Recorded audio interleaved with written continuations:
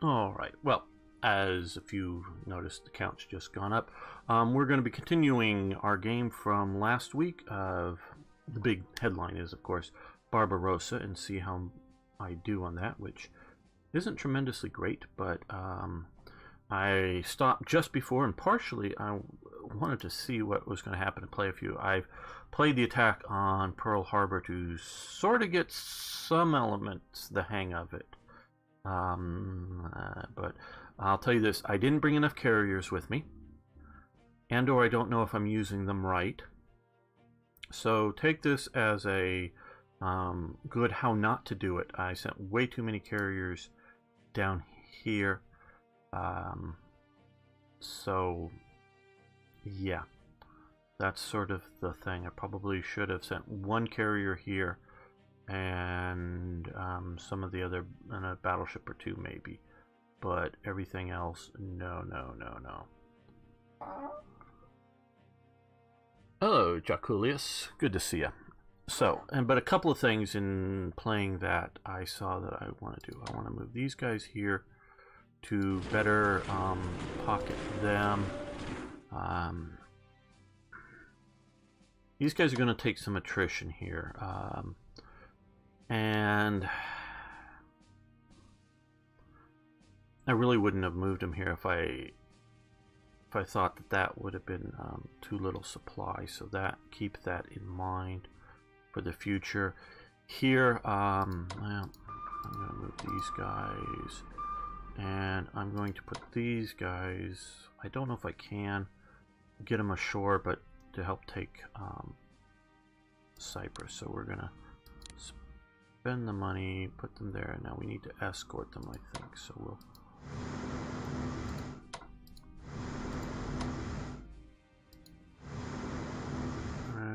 well, we can put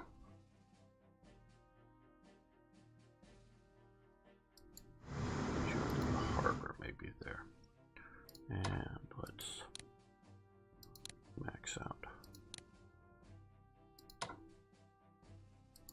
Max out. Well, just one, but yeah, they've operated. Okay, so we're mostly ready here to see what we can take. Yeah, this may go very, very badly. We will see. But now come over to diplomacy, and you need to make sure to do this right, that you're on Japan, have Japan highlighted. I had learned that in one of the testing, not the USSR, but the USA. We want to declare war.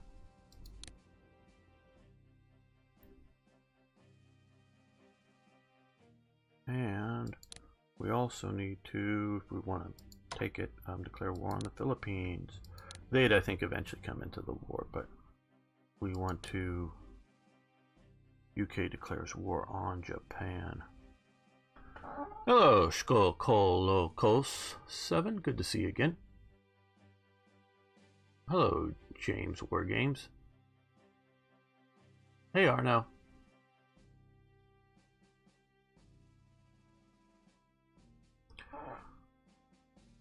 Yes, everybody, Dutch East Indies, just they're running through all the stuff down in the south, which some of those we may want to be declaring war on ourselves. Not waiting for them to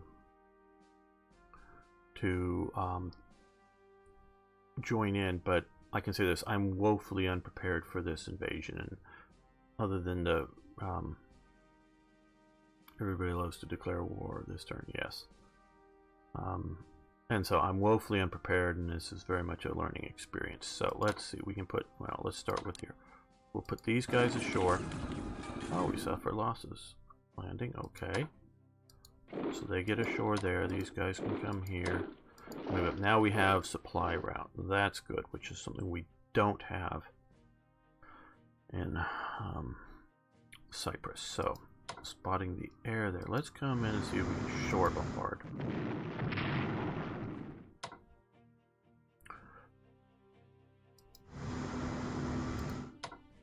And can we Yep, looks like it shattered. Okay, so we've taken out their air power. They still have a core in Manila, but hopefully these guys can handle it. Now here, well,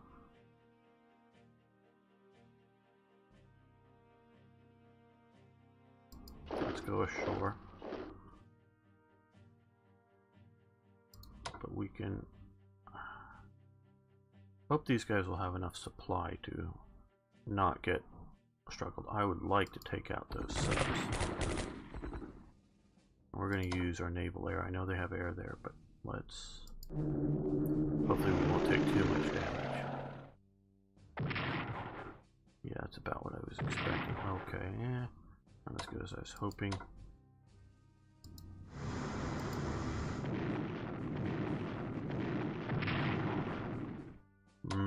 Didn't quite kill him.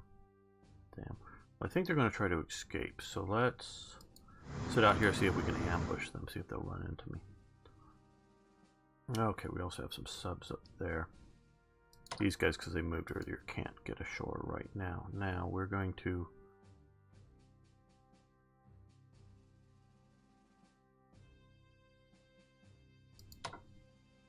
This is, if my history is correct, and I could be wrong, but this is, well, maybe they were out over here, somewhere with the U.S. carriers, and I haven't seen them. But we're going to come out over here and do a little bit of reconnaissance.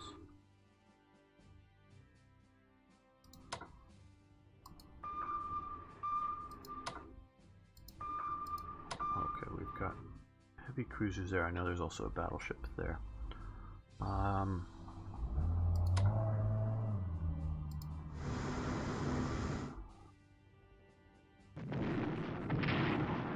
Ouch.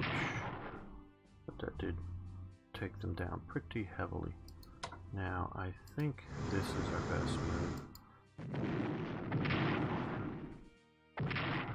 Ouch. That didn't work out as well as I had hoped.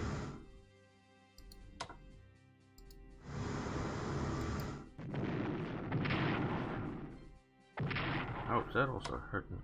Well, in some of my practice, that worked a little better. Okay. Well,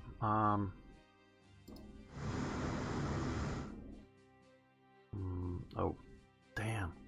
Okay, well they're on escort. What I forgot to do is come over to naval tactical. There we go. See, that's going to be better, and they're going to get interceptors coming from Ford Island. Hurt them a little bit. Hurt them some more. Okay, that was an okay-ish attack. Like I say, we are woefully unprepared for this. Oh, damn.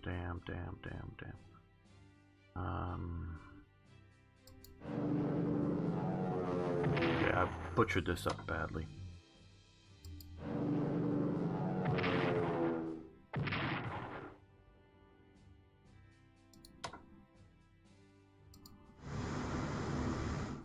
Nope, we're not going to do it. We're going to see if they come out after us.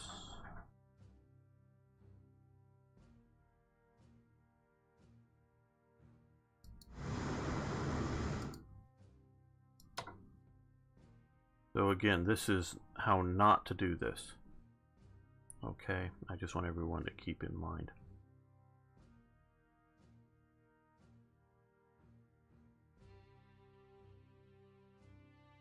We're doing the Pearl Harbor right now, but realize, yes, it is 42, but it's just January. And Pearl Harbor was December 7th, so it's not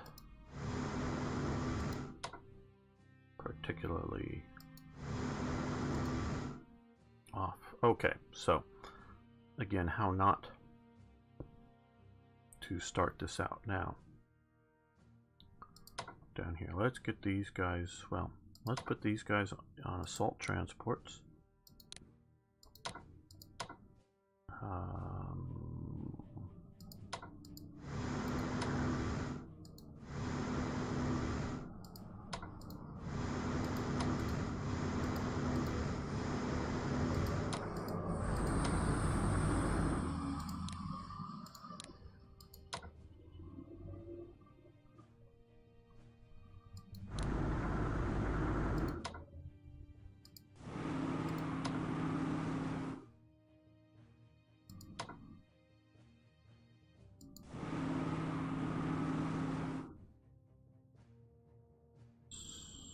So I want to retreat these guys back. Any other... I could cut those pieces a little more, but alright. Also, I think I want to shift some of my air power.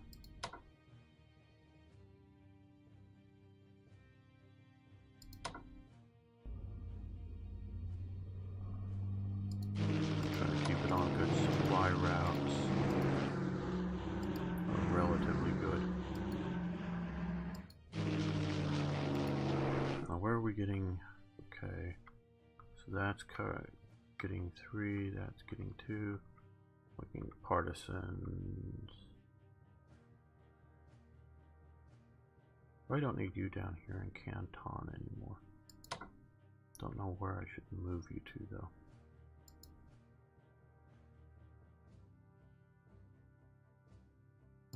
Yeah, we can. Let's max that out there. Hello, Dead Meat. Good to see you.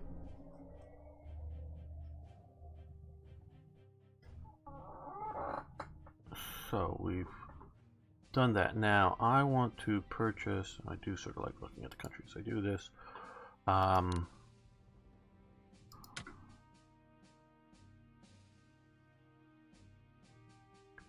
think medium bombers. Actually, I like more tactical, but we can't do that quite at the moment. Ground attack. Yeah, that's what we want to do with them, is ground attack. So really sort of focus that heavily to use our air power. Italy, basically nothing we can buy that's of any use. We can't deploy the garrison down here. At least that's, I don't think we can. At least I was unable to in earlier playthrough until we reconnect through the Suez. And Japan, well, we spent a lot on putting units at sea, and I think we're good. We have a bunch of stuff still coming, of course. So we're going to save our MPP for other deployments. Hey, IKB, good to see you, my friend. Hello, Oxy Bales. Okay, so that's doing well. I want to, not that I, at this point, I really have much. I'm just looking for that air unit sort of holding down that partisan. So is that one, so we don't want to move that one. Because I don't know if we're going to get good weather to operate or not.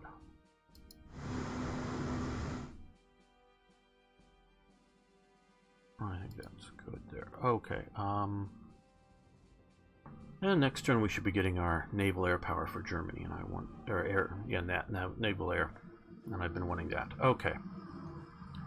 Sounds good. Now let's let the Allies have their turn, and we will see how this goes with them. I don't know, fighting their way out or something. Probably crushed that one destroyer there. Yeah, suffers attrition losses. Like I said, I wouldn't have moved it there if I knew that I was going to be that far out of supply. The people of Britain welcome the U.S. entry into the war. Italy fears the U.S. entry into the war. German people fear U.S. entry into the war. Soviet people welcome the U.S. entry into the war. Brunei joins the Allies. Burma joins the Allies. Dutch East Indies join the Allies. Malaya joins the Allies. Sarawak joins the Allies. Solomon prepares for war. Solomon's joined the Allies. Panama joins the Allies. U.S. industry mobilizes for war. Allied vessels blockade. Pressed, and Allied government signed the United Nations Declaration calling for complete victory over the Axis. Okay.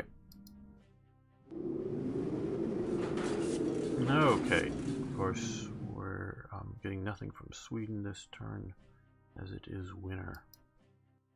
We're still building our, or we're still paying for our Atlantic Wall of those fortification units.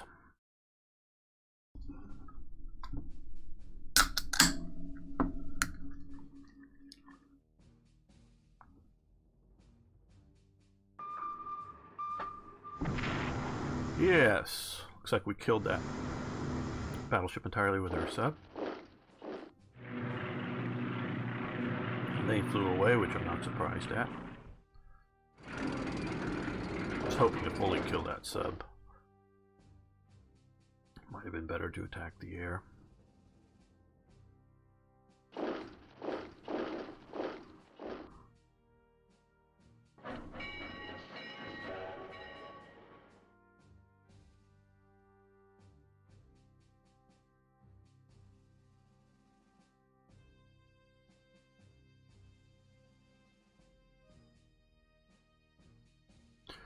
Yes or no, they did. The Dutch East Indies. It's partially a mechanism to keep the player, I think, from deciding to pull all of whatever forces that appear in the Dutch East Indies out to fight the Germans or something like that. Okay, we dive. I think that's a good idea. Still don't know how to get Cyprus. Okay, light cruiser. Most of the Dutch Navy was out.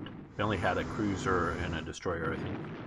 Back in the Netherlands at the start of the war, the rest was all out in the Pacific.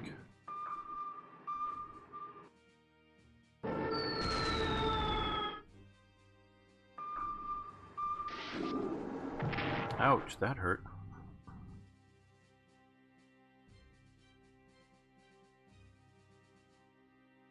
Hurt, we'll still get ashore.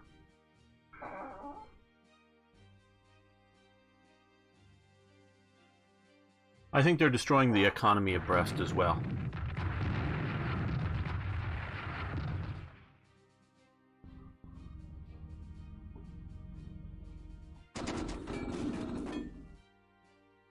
Okay, so the Russians are doing their winter counteroffensive.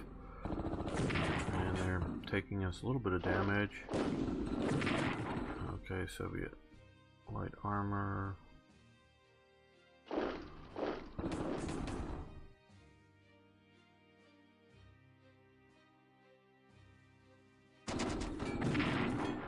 Good. We like them weakening themselves. That's always good.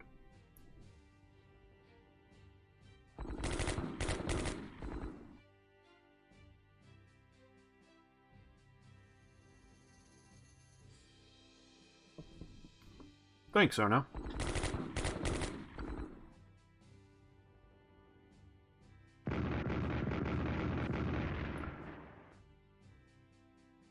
Although the Dutch fought well, they were just, and their cruisers were fairly modern, they were just unprepared to deal with the Japanese. They had Abdafloat, which, Australia, I don't exactly, it's an acronym, stands for like Australia, Britain, US, whatever. It came together as part of the problem was they all had different operating standards. British, Australian, American, Dutch fleet. It was, I forget the Dutch admiral, I think, who was commanding it. Oops, took a little damage there, but gave some back, good. And so they fought, they sunk some Japanese, but it just was incapable of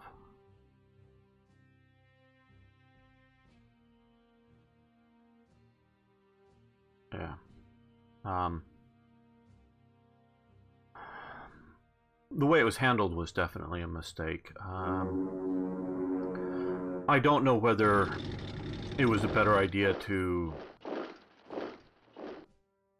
try to evacuate as much as they could.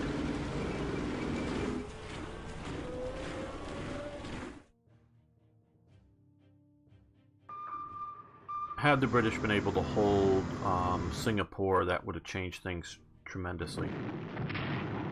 Oh, good. We get to shoot at one of their destroyers. Hopefully they don't have too big of a fleet out here.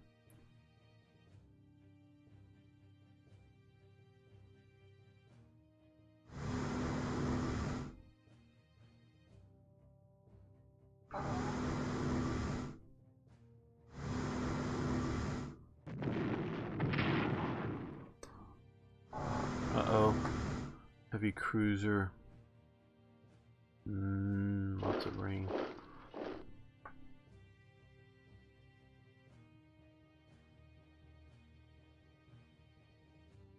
Okay, Allies sending supplies from roads and General Stilwell to China.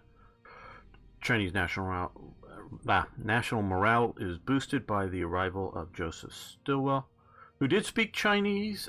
He had been in the General Vinegar. Joe Stilwell takes command of Chinese units. Been in the China theater earlier in the 30s, much earlier. Hong Kong prepares for war. Well, that's where those garrisons will now actually come into use if there's any communist partisan activity up here. Okay, and we are disrupting some convoys. British Commando Training Depot set up at Auchnacarry in Scotland. I've not been to that specific area, the training area, but I've been up to Auchnacarry. The Normandy ocean liner mysteriously sinks in New York Harbor. That's it on its side. Used in I forget the Humphrey Bogart movie. They used some real footage of it there as they drove by.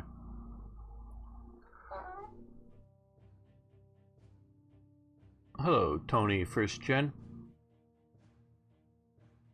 Okay, let's see. 8 points, 9 points, 17, 7, and 8. So we're doing pretty good at knocking back convoys. Okay, air way deep in the Soviet Union. Nice to know. But, okay. Both the United States and India are now engaged in war against us. We must expand our targets to include the U.S. East Coast and Caribbean, as well as possibly the Indian subcontinent. Our surface fleet must intensify activities of laying mines to disrupt coastal shipping and supply our enemies. And the supply of okay, and send all available naval units to mine enemy ports and other coastal targets. Okay, and we now finally have some naval air, which I'm going to put up here, so when the weather is better, that we can target some subs and things. Okay. Now, yeah, let's put you down here. Okay, well, we've had some severe reverses, at least I would consider them that.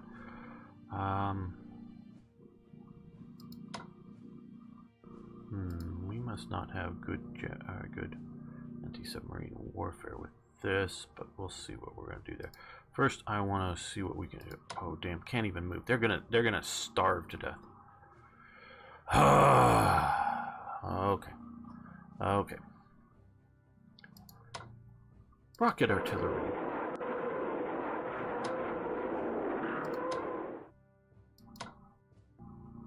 Yeah, let's assault them.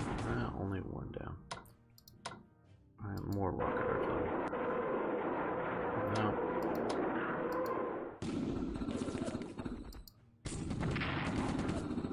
Okay, you come to there, you switch places. I want to fully take you out this time. Nope. Come back to Narva. There. Okay, well, that bums me out. And no, we don't have any air power. Close enough, though it is cleared up enough to use it.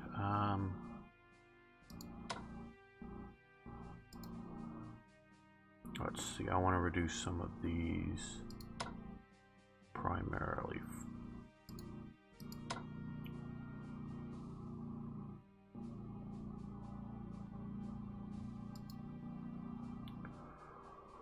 Well, this is the bigger mess, so let's...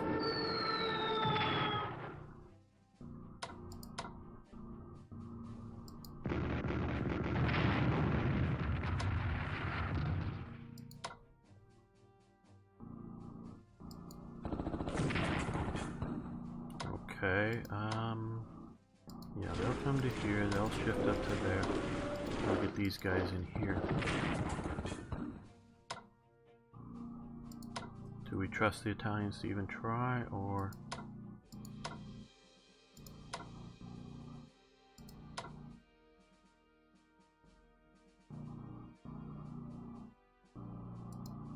I think we'll use the Germans. Okay, good. Take one loss. Good. Well, now we have much better supply coming up through here. Okay, same breath. Just reading some of the chat. Okay, nice. Yes, more games are going to GOG. That's good old games. That's very nice. Only found the Japanese transport fleet when USS Houston and HMS Perth tries to flee the Java Sea after the... Yeah, there's definitely potential there. Okay. Saved it for that. To have done a lot of damage to the Japanese, but...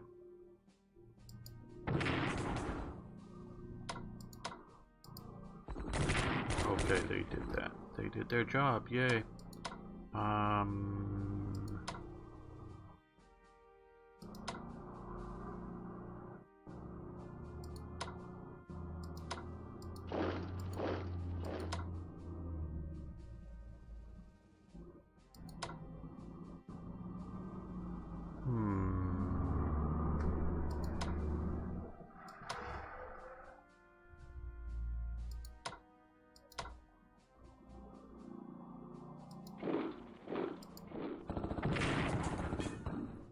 Okay, good. We're pushing there.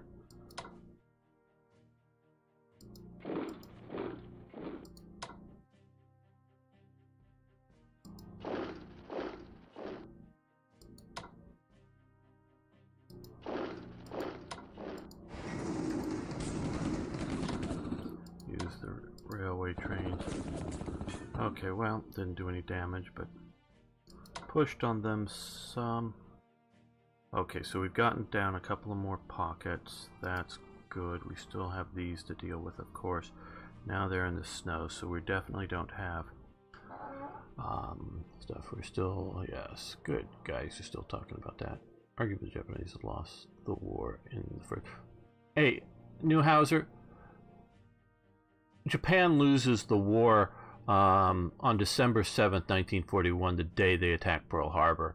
And because there was no declaration of war,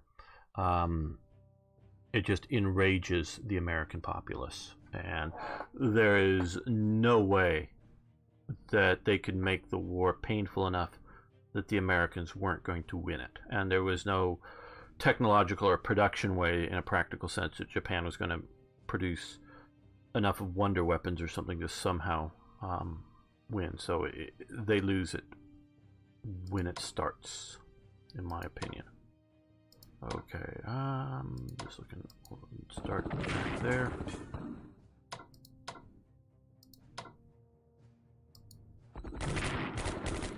Attack from there.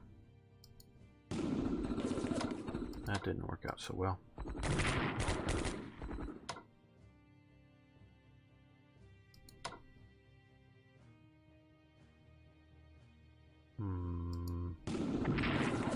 Good, got that, great.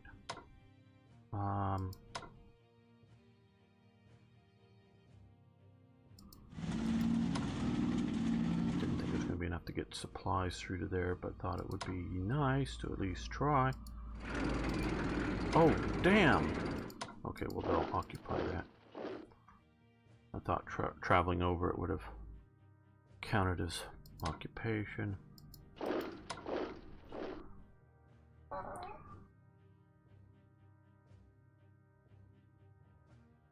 Yeah, the communists, well, they did, what, killed 100 million people in 100 years? Yeah, they did as much damage, well, they did more damage to humanity than the Nazis. Not saying the Nazis were good, of course, and I don't think you're saying that at all. But just, yeah. Okay. We have snow down here, which is keeping us from using air power.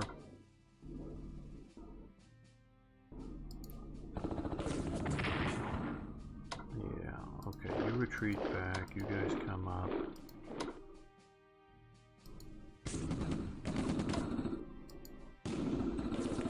Wow, these guys. Ouch.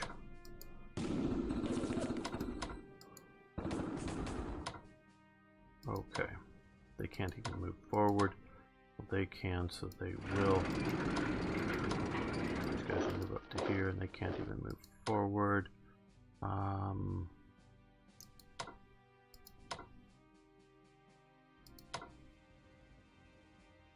Well, let's reinforce these guys since we can't probably do much of use with them. That goes to the second game. Okay, just Discord last night that said the point I was making continued from the point before, is that Japan loses a large portion of their sharpest combat units within the first 6 months. Oh yes, yes, yes. There is definitely that. Hey Jaeger, good to see you. Very cold, and killing my units is what is the Russian winter, and that's how it's going. So yeah, there is, Japan loses a lot of its really good pilots. I've recently done a series covering the Pacific War playing as Japan. And so I did a bunch of reading up before it, and including a book called Japanese Destroyer Captain by Hara, Captain Hara, written post after the war by a Japanese destroyer captain. And they talk about how, with that and some of the other books that I read, about how the Japanese, particularly the Japanese Naval Air Force, Japan had two air forces, had almost two sort of competing militaries. One was naval and one was army. You might sort of say that's what the U.S. had or Britain had. Well, Britain tried to do everything in the Air Force. Germany does everything in the Air Force. Goering doesn't. One of the reasons, though it's out of date very quickly, the Graf Zeppelin aircraft carrier, but never really goes anywhere, is because Goering isn't going to allow the Navy to do any air stuff, and he has too much political weight. In Britain, they try to do everything in the Royal Air Force, but find that you need a fleet air arm. You know, so Coastal Command, that's part of the Royal Air Force in Britain, where mostly it's just the fleet air arm, and they actually transfer, at least operationally, pilots during the Battle of Britain from the fleet air arm. They have more pilots than planes, to RAF units to fly in the Battle of Britain. And Japan, yes, Japan, or in America, does have a naval air force to this day, obviously, but it is highly centered around carrier air operations and land-based aircraft that are designed for naval warfare. You know, some of the Orions and other things that are pure land-based patrol aircraft. So they have that, but it's really set up to support the Navy. Where with Japan, they do fighter types that are not set up capable to be aircraft carrier capable, and they set up naval landing infantry. Yeah, sort of Marines. It's sort of what a lot of these special forces kind of guys are here. But they're used as ground troops a lot. And so Japan, really, get back to the point, is has this two competing air arms that both use different manufacturers to manufacture their own types. And so unlike, say, the U.S., sure, you need carrier-type aircraft, but if you look at the B-25 Mitchell, they do a patrol bomber version of it that for the Navy. But it's the same basic airframe, you know, played around with to be a little more friendly for naval operations. But they're not, other than like big float planes or something that obviously is a big float plane, they're not making special types of bombers for the Navy versus Army that are completely different, the Army Air Corps. So, but in Japan, it's basically a dividing line between the two of them. The companies are in competition, the big zaibatsus. They don't share much technical information between the two of them. So the Army sort of doing its thing, and the Navy is doing its thing, both in the air and on land. And so the Japanese, before the war, is very, very harsh on its training. they fail out a lot of. They're very brutal on their pilots. I mean, physically brutal, as in beating them so much that they're going to the hospital. Not from accidents, not from training things. I mean, literally beating them with sticks and things like that. They're very harsh on them, and they have really high failure rates. Now, by the time you get to mid-war, to get to your point, you're looking at Japan needing so many more pilots that they're now letting in pilots. Training levels are way below the levels of the people that they were washing out and forcing out earlier on. And so they have this really, really good core of naval pilots that just get lost like in about the first 6 months or year or so of the war, and they never recover back up to the level of skill, particularly in pilots, that they had. So it's really on a yeah, we're a lot of us here. Pixel, how you doing?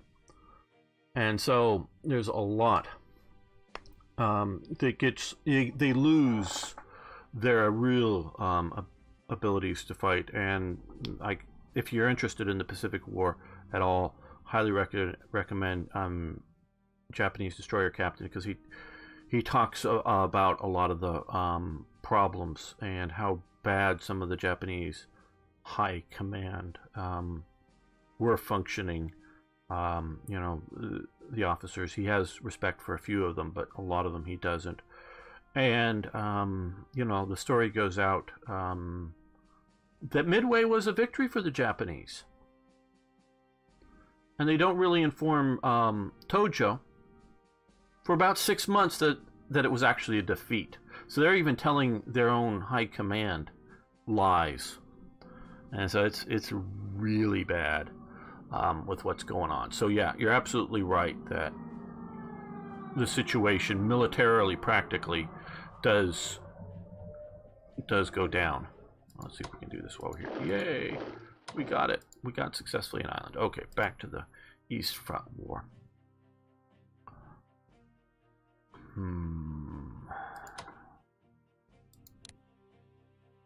Max. I think we're just gonna... We're in a good position here, so we're going to... Yeah. Reinforce what we can, because I don't know that attacking right now, especially with my Italian forces, is going to get anywhere solid down there. We have railway artillery. Okay.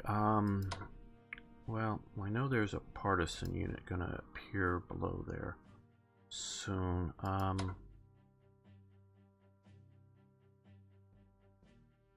let's move you down there, which will obviously keep the partisans in check for now. Okay, what's over here?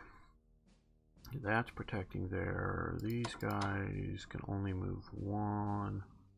So we're going to go to there because they're going to come and deal with, keep those partisans suppressed.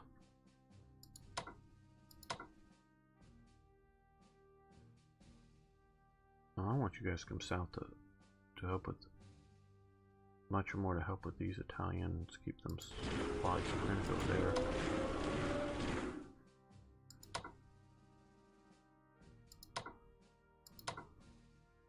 Yeah, these guys, oh, we could still, yeah, yeah, let's attack.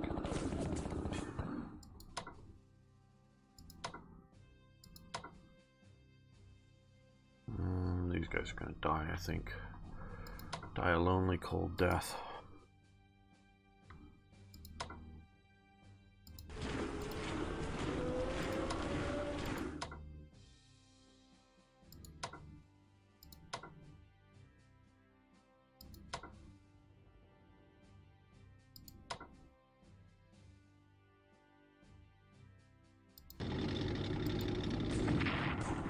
Good. Ouch.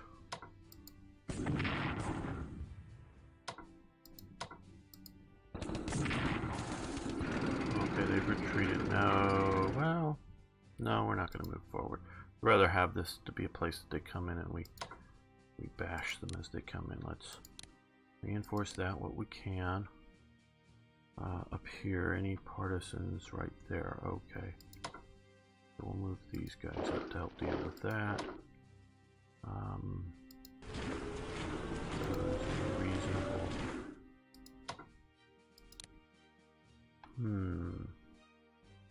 That should have gone down. Talon should have happened this turn, but too much snow. Got the artillery here. Well, this sort of advance up these roads, so we'll come this way, I think. These guys.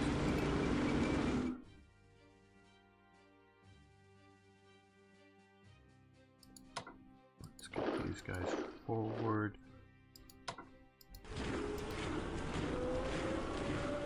Minsk garrison. No, you don't want to keep them here. Yeah, we'll move these guys.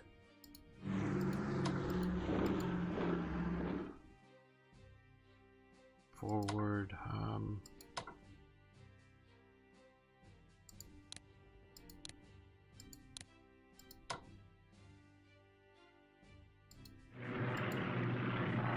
Now, let me scroll up and look at some of the chat here. Hey, the Historical Gamer. Very good to see you here. Advantage of the Navy being relatively small, so even if they had crazy structures and competition, the Navy was insignificant. Oh yeah, absolutely. I was more talking that just the idea that since the Navy didn't have any of its own aircraft, the Naval High Command was not for pushing completion of a carrier that they weren't going to fully control. More of a political thing. Chief conflict SS. Well, in that there was combat between SS and German ground troops. You know, yeah, that would be the most towards the end of the war. You can look into the history of Stuart's Foreign Legion.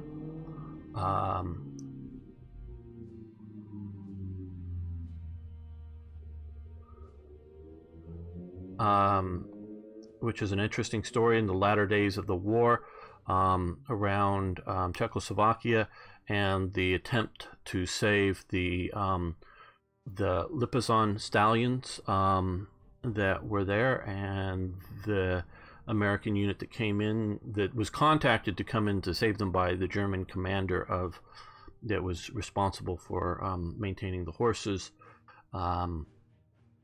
asked the Americans to come in because he had orders to kill them off, and he was refusing to do it. So a very small American force shows up, and the officer Stewart, Captain Major, I forget, at this point is well behind the German lines. Gets a bunch of, I think mostly Eastern Front prisoners of war who had been used as labor to maintain the horses, and some other forces, arms them, gets some volunteer units, not just individuals, but units from the Germans to help protect these stallions, and actually has to battle some Waffen-SS units to get about like 400 or 500 horses back to the American lines in the latter days of the war. So yeah, the Waffen-SS do actively fight the Wehrmacht or the Heers at the end of it. Interesting, the IJN actually think that they're not in bad shape after Midway. No, not. I didn't say they didn't think they were in bad shape. I said they lied to everybody, saying that Midway was a victory, including to Tojo himself. And Tojo would easily go 6 months or more without ever talking to his main naval liaison guy in his office, like, hey, what's the Navy doing now? Reported. So there was very little communication to what the Navy was doing and what the Army was doing. Army units out in the South Pacific, shall we say, were functionally under naval command for the most part in the strategic sense, not so much in the tactical sense. But yeah, don't know much about the Japanese structure, but you know that shenanigans in the German circles were quite frequent. Yes. Second version. Another good book on the Pacific called The Pacific War. John Costello. I don't know if I've read that one. I've read several books that some of them had the Pacific War as... Was it Costello's? I don't know. I've read the Nimitz biography just recently and a few other books covering the Pacific War as well. Tried to get as much as I could to get from the Japanese perspective as well.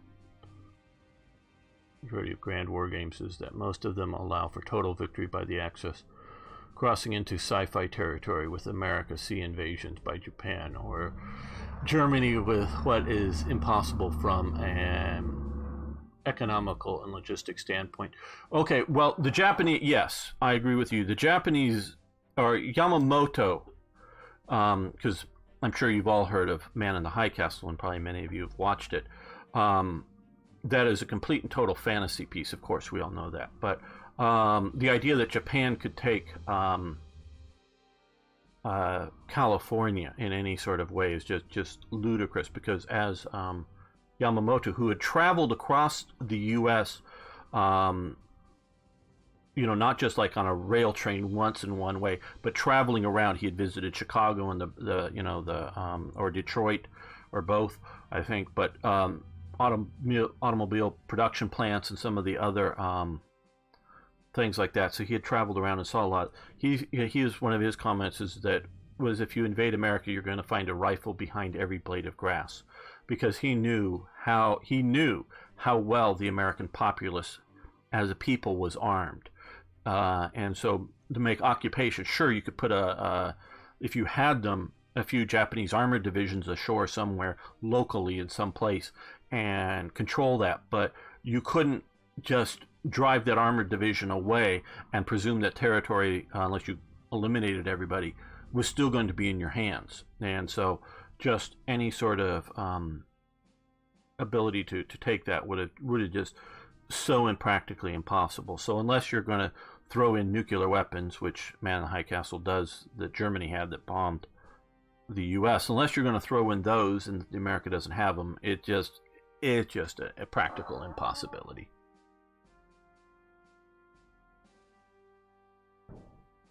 Just trying to catch up on some of the, okay. Tomorrow, new game about World War II and the Pacific releases, but people in China are not allowed to buy it. Funny, millions of people that come. Yeah, I understand about China and its policies. The Chinese government is trying to control what people know in China and their views. So if you don't adhere to their vision, they just don't allow you to publish their games in that. In just a scenario of Germany being able to defeat the Soviet Union and actually control millions of people came within the territory.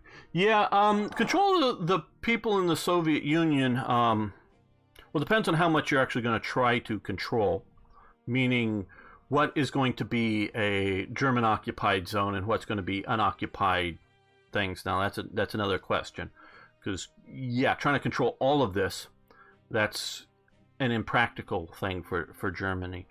But if you also look at it, Jaeger, there are large numbers of collaborationist units, and I say units because the Schutzmannschaft, towards the later stages of the war, the manpower was where they could pushed into frontline units, but those were basically policemen armed with rifles that were anti-partisan, and they're very large, you know, in the idea of tens of thousands, like 20, 30,000, and whether Ukrainian or Baltic states or just other Russian type.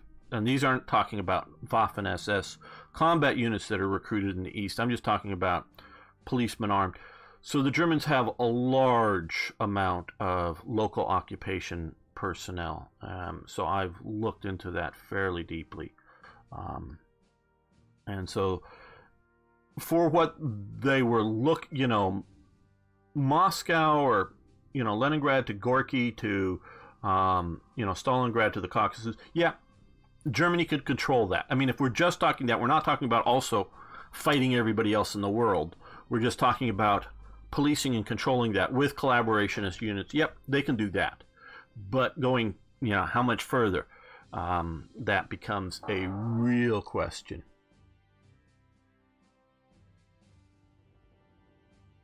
So, you know, that becomes very real. Okay, I'm just still... Okay, we need to get back to looking at moving up some forces. I don't know if we should try to force march these guys in winter or not.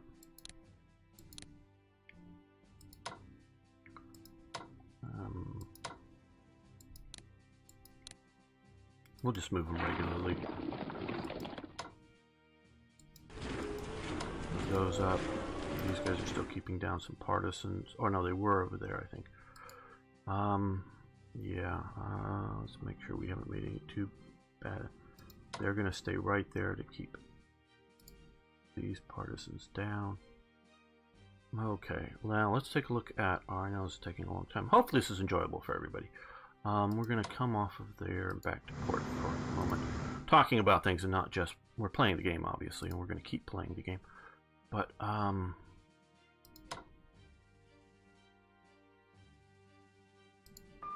uh-oh, bumped into a carrier. And we're going to run away from the carrier. We're going to come down here. See if we can come down here. We got good results last turn, but we're going to come off the supply lines and hide out in the Pacific. These guys were trying to get them home to get repaired. Let's see, well,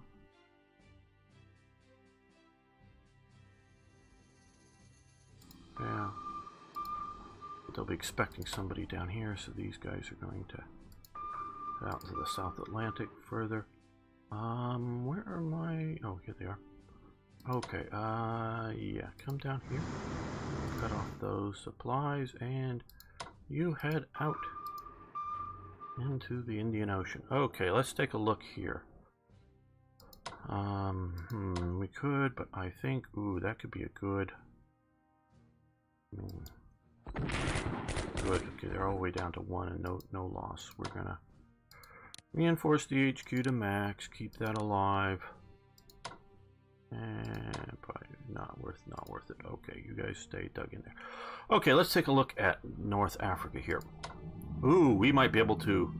Ooh, 10th Armored UK, if we can do it with our, I don't know if what. Now these, I presume, the anti-tank. I guess these are representing the early versions of the Marder 3s and that kind of thing. So stuff built on the 38Ts, upgunned. Ooh, there they go. Boom. Ouch, hurt us a little bit. Now what we're going to do is we're going to use the reconnaissance force to recon the enemy. Even the conquest of the Soviet Union was beyond Hitler's wildest dreams. He hoped in some territory. Yeah, they definitely, Hitler definitely believed that they were going to collapse the Soviet political system like we saw, because you have to realize France political system collapses. I mean, France's political system was collapsing even before the invasion in various ways. I mean, they went through a huge number of governments between like 24 governments or something, or 30 some governments or something like that between World War I and World War II. So there wasn't a stable political system to start out with. And so obviously there's the military situation, but you know, they don't even fight for Paris. There's the political will.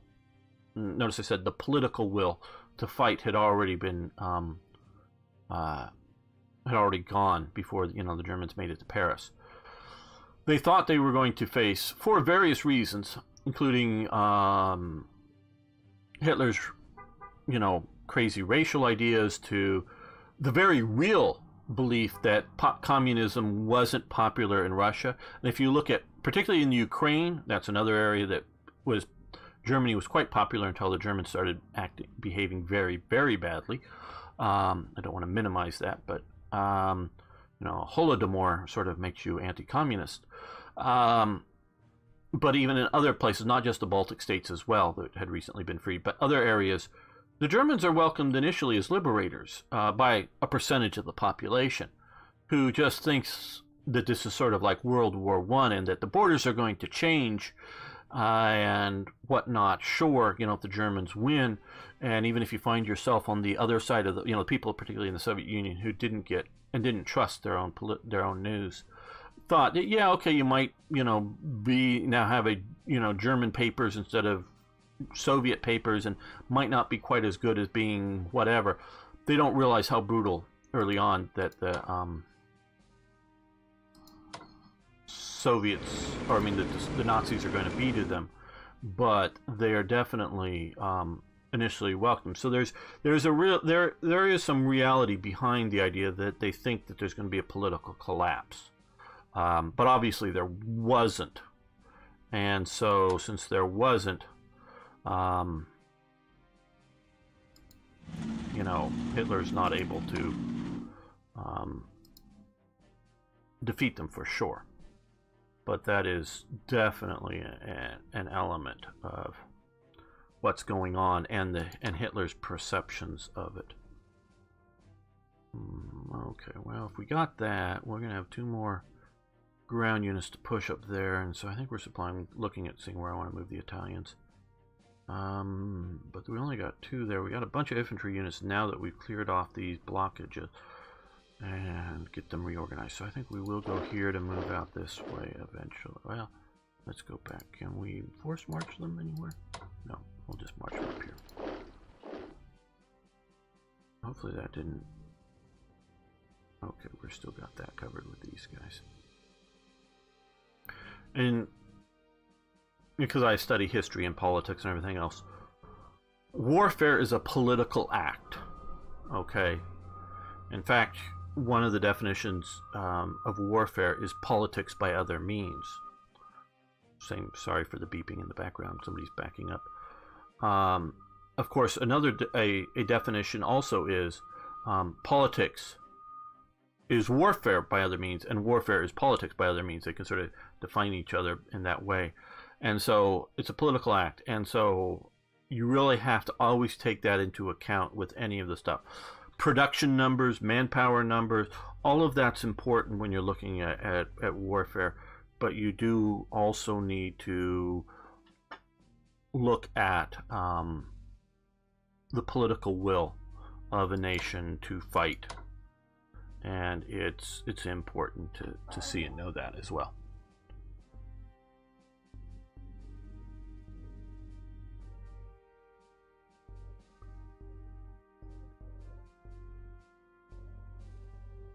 Swing your way in the end. Yeah, I don't know that we're going to win, and I'm just hearing some jackhammers outside. God damn. Okay, well,